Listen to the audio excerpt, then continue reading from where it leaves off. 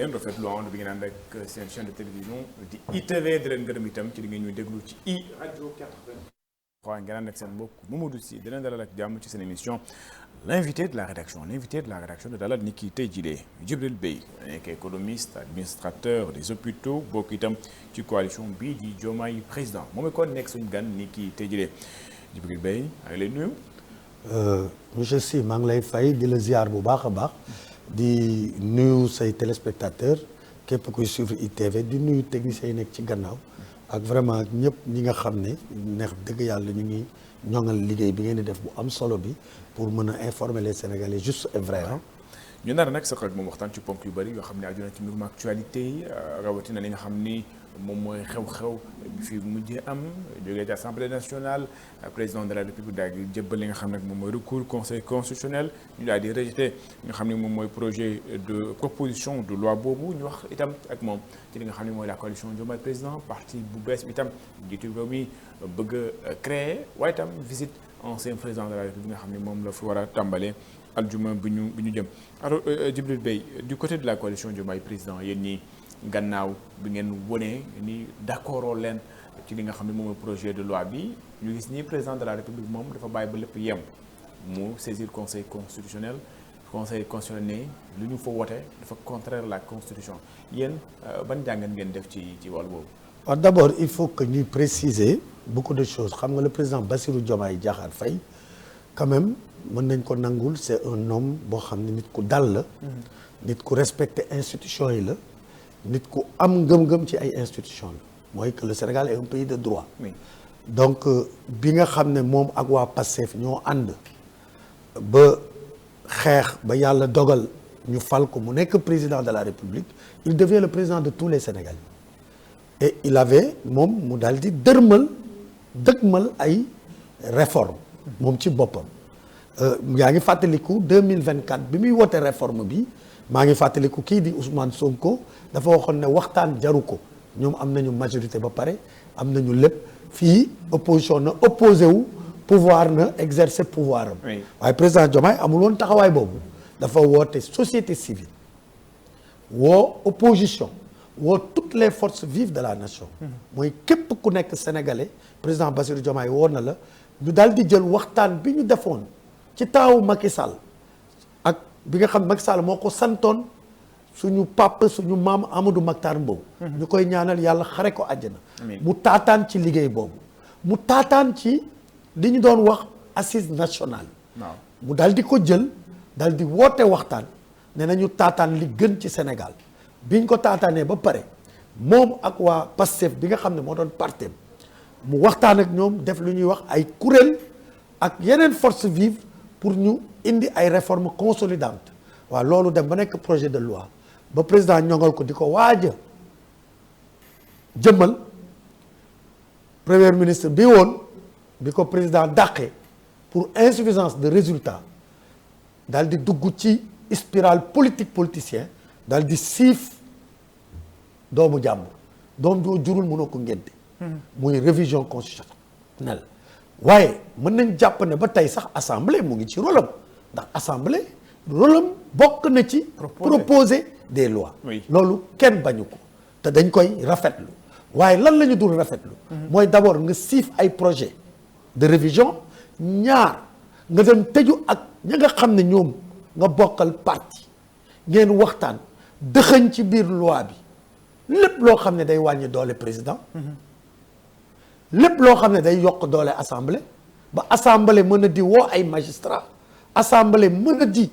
woo ku ko neex mën a bunduxataal ku ko neex loolu yëpp nga génne ko ci loxo président def ko ci loxo assemblée mu lay fàttali ne Ousmane Sonko moo fi wax ne ba ñu dawalee 2 ans moo ne président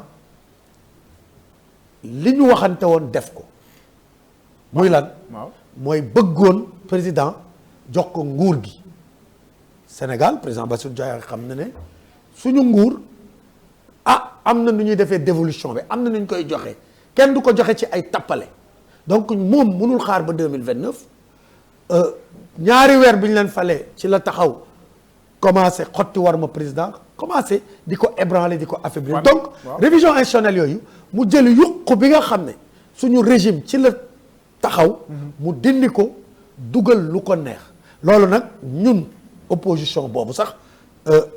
taxaw société civile taxaw toutes les forces vives taxaw dem buntu assemblée keroog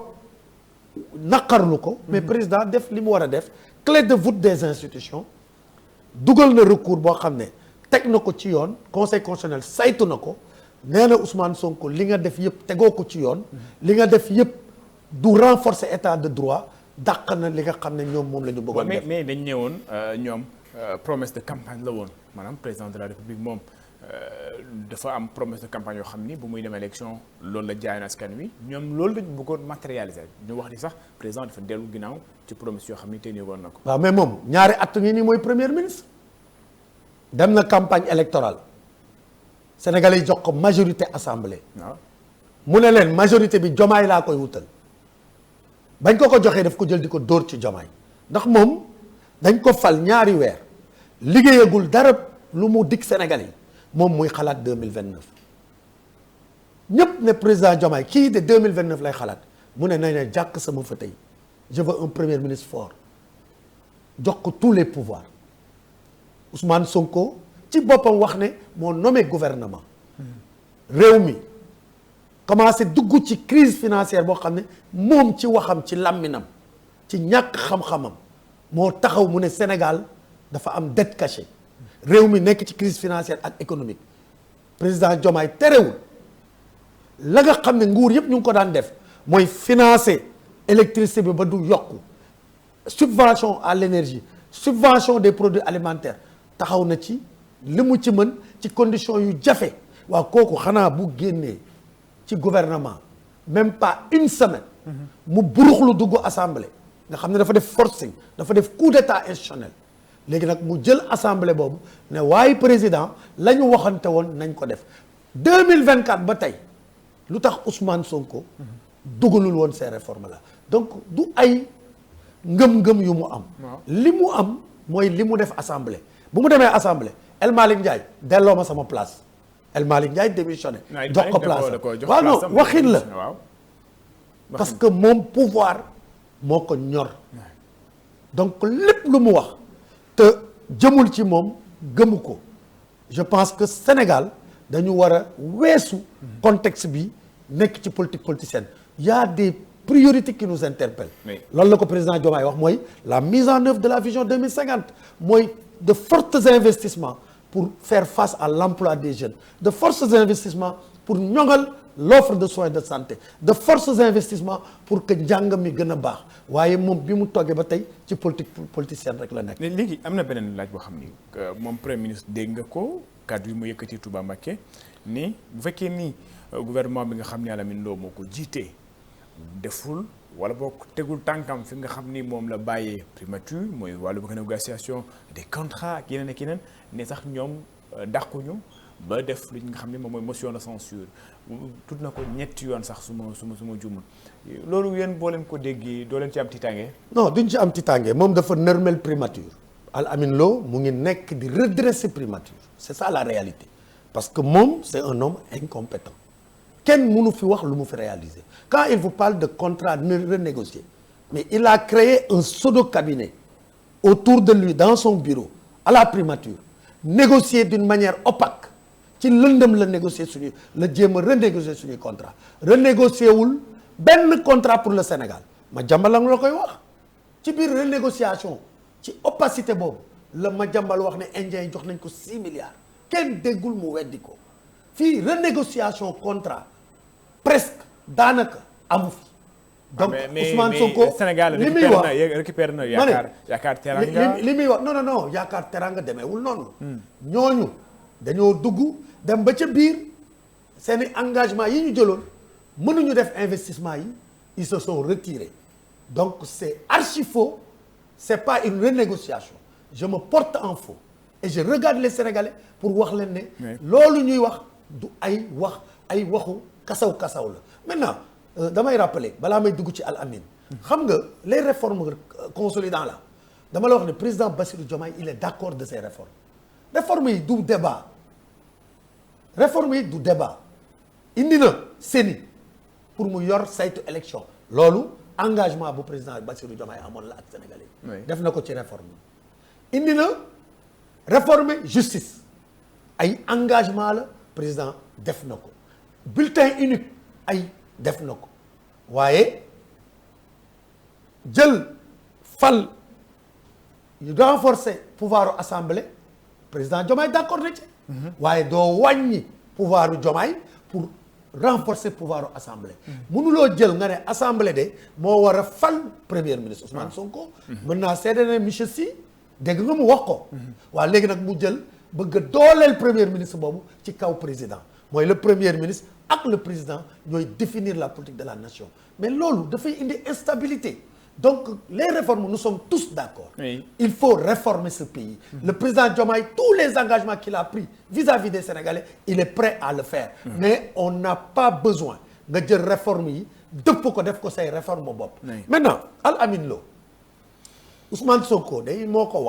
lors de leur passation de service. Oui. Moi, Al Amin, tu es un homme compétent. Liggéeykat nga ku am njëriñ nga pour sa réew. Man maa la jëli dugal la ci gouvernement bi moom moo ko wax waaw kon tey bu defee ñetti fan mu toog assemblée ne ko Al Amin Lo menacé ko xam ne du nit ku jub xam ne nitu système la te moom ay waa système moo ko wër day waxu transhumant ani Mame Boye Diao ani ñoom Aïda Mbodj fan lañ jógee ani ñoom Malick Gakou ces personnes qui sont autour de lui ce ne sont que des hommes du système donc moom moo wax loolu ci Al Amin Lo mu dem Touba wax ne Al Amin Lo dafa def réunion wax ne dafa bëgg améliorer le climat des affaires Ousmane Sonko li lay wan ne soit xamul soit il est malhonnête fondamentalement dafa wax ne Al Amin Lo dafa bëgg améliorer climat des affaires mu ne climat des affaires égal jël Sénégal jox ko tubaab yi yow monsieur Sy xam nga ne loolu du dëgg économie juriste yi kuy wax climat des affaires tous les pays du monde dañu bëgg améliorer seen climat des affaires dañ ko bëgg ñoŋal ba nga xam ne dañuy attirer les capitaux étrangers mooy borom alal yi ñëw investir Sénégal pour lan pour créer de l'emploi donc climat des affaires amélioré c'est créer beaucoup d'emplois c'est créer des yóbbu Sénégal yi ci développement moo tax loolu Sénégal daf ko war a def mooy lan mooy ñoŋal say facteur de production ba entreprise bu mën a ñëw Sénégal mën a créer emploi ba pare créer richesse mooy lan mooy sa bureaucratie les lourdeurs administratives mooy lan mooy climat des affaires mooy xeex la corruption pour que Sénégal nekk une belle vitrine que Sénégal ku ko gis mu doon jongama bu jekk parce que ñëpp jongama bu jekk la ñuy wut Al Amin Lo bu bëggee defar climat des affaires c'est def Sénégal mu doon jongama bu jekk climat des affaires mooy lan encore au-delà de la corruption c'est des investissements massifs c'est quoi encore c'est xoolal réformer le code minier qui a été fait c'est quoi encore c'est réformer le code des impôts donc le climat des affaires su dee loolu la Ousmane Sonko tuddee takk sa bopp jox tubaab bi dafay wane soit incompétence am soit muy wane manque de respect vis-à-vis des Sénégalais. alors ñu ñëw ci coalition Diomaye président. oui coalition bi dañoo jékki-jékki président de la République wax wan volonté am d'ailleurs am na benn date boo xam ne ñu ngi koy avancé ñu ne président date boobu lay créer parti am on est tenté de s'interroger ndax coalition Diomaye président day muté wu nekkaat parti politique wala coalition Diomaye président dafay des président moom day am parti ñëw dugg ci coalition bi. comme ça moom mu am ce qu'on appelle une base wala mu am benn loo xam ni nag kon dina ko téye ndax dañ ni faral di wax ni képp koy nekk ci coalition xëy na nga yore au moins mouvement wala nga yore benn parti politique coalition Diomaye président day muté wu nekk parti politique ànd ak président de la République am ay nouveaux adhérents wala coalition Diomaye day xaar président de la République créer parti am mu ñëwaat ci coalition bi ngeen ànd gunge ko. waaw du ma mën a wax au nom de tous les partis. mais li ma mën a wax mooy d'abord l'orientation du président il faut saluer cela. parce que le président Bassirou Diomaye kenn mën na ko reprocher mu wut wéeruwaay. yow ay nit ànd nañu xeex pour yow ba ñu fal la. Sénégalais yi fal la c'est tous les Sénégalais qui ont élu le président Bassirou à 54%. il devient président de tous les Sénégalais mais mës nga gis président bu amul appareil politique. malheureusement pour le président Bassirou Diomaye une fois élu ses compagnons une partie de ses compagnons pour ñoom dañu teel a xalaat 2029 commencé xotta war maam commencé ànd jàppale wuñ ko pour que politique publique yi muy posé pour askan bi ñu wane ko vulgariser ko donc un chef d'état da nga soxla wéeruwaay waaw bi ñu ko mbasee ba amul wéeruwaay dafa war a ut wéeruwaay mu xool ne une coalition c'est des partis politiques yi nekk autour de toi dina des alignement bi ak en tout cas orientation yi pour mu leer il faut que tey jii boo jëloon coalition Diomaye président ñu ne ku fa am parti da nga yor sa néeg man maa yor yokkute askan wi su ñu nee duggal sama néeg mu ngi taw damay dem sama néeg Mimi Touré dafay dem ci néegam Abdourahmane Diouf day dem néegam président fan lay dem du am néeg waaw te jaadu na ñu am néeg donc léegi nag président woo na képp ku nga xam ne gëm nga les valeurs républicaines képp ku nga xam ne bëgg nga Sénégal nga ñëw ànd ak moom jàppale ko may ko wéeruwaay pour que li mu yéene Sénégal mu def ko loolu nag la woote pour le 8 prochain Inch'Allah pour que parti boo xam ne bëgg na ko jàppale d'une manière indépendante man de sama parti waxtaan nañu ci instance yi au niveau du bureau exécutif national waxtaan nañu au niveau du comité directeur ba jël orientation bokk ci parti bu bees bi bâtir ko et que biir président Diomaye muy Abdourahmane Diouf muy Mimi Touré muy les acteurs clés les identités remarquables ak tant d'autres ils sont tous prêts à accompagner le président dans son nouveau parti mu doon nag loo xam ne lu légitime la parce que président dafa soxla appareil politique pour mën a liggéey d'abord d'ici 2029 pour ñu régler les urgences des Sénégalais mais aussi pour ñu mën ko fal de deuxième mandat à partir de 2029 léegi su ma la déggee par exemple sa parti yow yokkute askan wi day fondre wala bokk day disparaître yéen ñëpp da ngeen di dugg ci parti bii di président de la République di créer maanaam tey yéen a ngi ci coalition Diomaye mais suba da ngeen di bokk ci parti bi président de la République di créer est-ce que tamit par Diomaye le président de la République n'est pas en train de faire du Sonko parce que Pastef ñoom dañoo ne parti ku yoo xam ne ñoo bokk ci coalition apte bi ñu bëri ci ñoom dañoo ñëw fusionner ci Pastef ñu bëri bàyyi seen parti tey nekkaat des militants de Pastef ndax tey Awalé day fusionner Awalé du amati Awalé les membres ñi nga xam ne ñoo bokk Awalé dañuy nekk des militants de Bassirou Diomaye Diakhar Faye yow par exemple yow ak say militants da ngeen di fondre ci parti boobu ndax noonu la nar a demee. waaw mais en fait am na nuance parce que fondre ci parti mooy dem dugg ci parti bu existé nga say ci biir. waaw parti bi existé gul yokkute askan wi dafa existé Awalé dafa existé waaye effectivement dañuy ànd fekki président bâtir ensemble kër gu bees muy un nouveau parti et que parti yooyu dootul am mais loolu c'est intéressant pour le Sénégal. Parce qu'on a plus de 400 partis su fekkee ne tey on a de grands ensembles def une recomposition politique ñi dem autour ci li ñu gëm waa APR nekk autour du président Macky Sall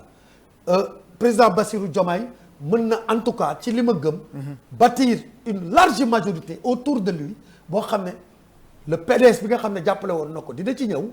ñu leen ciy invité boo xam ne suñu parti yi ñun tam dinañ ci dugg ñu bâtir ko pour am ensemble une légitimité historique parce que nag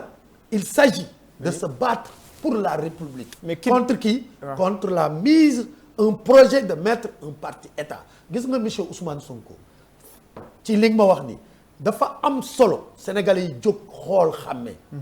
quelqu'un qui a dit j'ai utilisé les fonds politiques à la primature moo taxaw Touba mu ne xam naa ne ñu ngi sotti fonds politique yi biir Touba moom moo xam nu ñuy sottee ay fonds politiques parce que président Bassirou Diomaye neex dëgg yàlla il gère avec vertu et avec responsabilité les fonds politiques yi nga xam ne dañ ko mettre à sa disposition pour lan pas pour moom pas pour njabootam pas pour politique mais pour aar Sénégal mais Ousmane Sonko par contre à la primature am na fa 1,7 milliard par 3 mois boo ko jëlee mu doon 8 milliards mu ne moom utiliser na ko tey mu ngi assemblée nationale fekk na fa ay fonds politiques ani fonds politiques yi mu fekk assemblée mbaa yooyu du ko def comme yi mu def primature beneen bi il a utilisé ces fonds politiques que il utilise l'assemblée comme un instrument pour le népotisme tous les ministres yi ñu wàcce Ousmane Sonko nommé na leen au niveau de l'Assemblée loolu aussi dañ koy dénoncer on ne peut pas utiliser l'argent du contribuable sénégalais pour caser des partisans politiques l'Assemblée n'est pas un instrument pour caser ces inconditionnels beneen aspect bi mu bëgg ko utiliser comme quoi pour faire la guerre un instrument pour déstabiliser le Sénégal mu ne dinaa voter chaque semaine ay loi waxul dinaa voter ay proposition de loi pour defaral askan bi dinaa voter ay proposition de loi pour coincer Diomaye dinaa jël assemblée bi di ci def motion de censure heure bu Diomaye tegee gouvernement man Ousmane Sonko. non mais loolu da koo teg ci charte dafa ne non teg ci charte. non tegu ko ci charte. non dafa ne bu fekkee ni bëgg ànd ak bëgg-bëgg askan wi. la précision est importante Ousmane Sonko depuis quand la génn bay waxu bëgg-bëgg askan wi. waaw léegi depuis quand la génn. ba naan Diomaye FMI nekk fi kan moo dàq FMI. mais c'est Ousmane Sonko moo waxoon FMI door c'est Ousmane Sonko moo waxoon soxlawuñu FMI léegi tey moom mooy wax Diomaye y a des priorités dans ce pays dont le FMI mais attends léegi vraiment c'est vraiment il ne respecte pas en tout cas les Sénégalais. lu ñu ce monsieur. lu ñu desee bëreetul. ci waxtu bëreetul. quitte de la coalition Diomaye président est-ce qu'elle va exister bu fekkee ni parti yu bëri tey dañu nangu rejoindre le président de la République ci formation politique am coalition Diomaye ndax dina am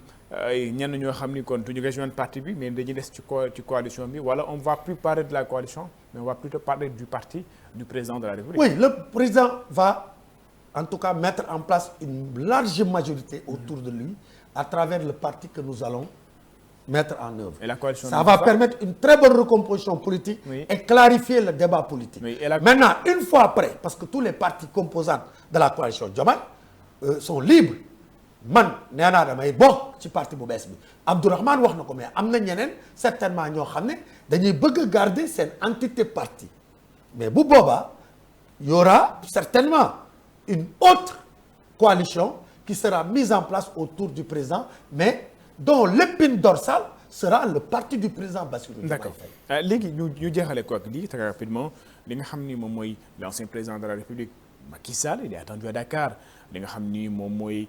vendredi dans le cadre ci tournée yi muy def campagne mu nekk Nations Unies Sénégal au début wanewuloon benn position claire ni Dakar soutenir maanaam day jekkoy jàppal tànk d'ailleurs Burundi moo porté sa candidature tey yéen d'abord naka ngeen jàngatee visite bi rapprochement bi ndax jàpp ngeen ni tey jot na Sénégal soutenir li nga xam ne moom mooy doomam bii wër benn ndombal tànk boo xam ni à l'échelle internationale. waaw gis nga man je suis resté très là je parle à mon nom. oui je suis resté très cohérent. J'avais dit même le jour où j'étais reçu par madame Aminata Touré que j'en rends hommage une dame très engagée ku taxawul président takk ndigam dama jour bi may recevoir man def naa benn post sur Facebook pour dire que le président Bassirou Diomaye il est rentré dans l'histoire mais il peut rentrer de plus belle manière dans l'histoire en soutenant la candidature du président Macky Sall. D'accord. Le président Macky Sall bu nekkee Nations Unies il le sera pour l'Afrique et pour le Sénégal. Oui. Il y a des portes qui vont s'ouvrir et comme il n'est pas poursuivi pour absolument rien c'est un ancien président qui a fait une passation avec l'actuel président ñu nuyante ci jàmm moo abal ko avion mu dem Maroc bu mu jógee Makka mu jaar Maroc aujourd'hui su fekkee ne y a absolument rien et que le président de la République wax na ko Macky Sall su sollicité wu ma dafa dem di sollicité ñeneen je pense que le président Macky Sall a corrigé cela certainement il a appelé le président Diomaye il a interpellé le président Diomaye le président Diomaye a tendu la main en disant que dina ko recevoir bu ñu waxtaanee dans le secret de leur bureau li ciy génn yàlla na nekk intérêt Sénégal li ciy nekk intérêt Sénégal man ma jàpp ko à mon nom mooy que président soutenir le président Macky Sall toutefois ça c'est à mon nom. Oui. Maintenant le président Diomaye dans le cadre de coalition Diomaye président je pense que actuellement fi ñu ci mën a wax mooy président par courtoisie il va recevoir le président Macky Sall qui est un ancien président lépp lu ñu waxtaan pour intérêt Sénégal yàlla na ko yàlla dogal pour ça. Djibril Beye économiste administrateur des hôpitaux bokk ci coalition Diomaye président nekkoon kon suñu gan ni ki tey jii waxtu ñuy jagleeloon jeex na ma bala nga tàggatu. waaw maa ngi remercier di di baalu mais di def un appel pressant aux Sénégalais d'être vigilant xam kuy raas dem ak kuy dem gàmmu xam kan mooy liggéey pour l'intérêt de ce pays. Je crois que mënoo yor Sénégal 2 ans yor les pleins pouvoirs di jël ay jet privé di vivre comme un pacha après tey en une journée ñu limogé la nga taxaw fële ne dara baaxul wala nga taxaw fële ne Diomaye liggéeyul woon. Je pense que Ousmane Sonko dafay tappale te il faut qu'il arrête parce que les Sénégalais nekkuñu ay xar nekkuñu ay les Sénégalais c'est des personnes yu mën a ràññee. Donc voilà, j'appelle à la vigilance du peuple sénégalais. sant ko gërëm ko moom Djibril Bèye nekk économiste administrateur des hôpitaux bokk ci coalition bi di Diomaye président sant na itam gërëm leen seen émission l'invité de la rédaction jeex na dina jox dig daje ci beneen numéro ak beneen gaan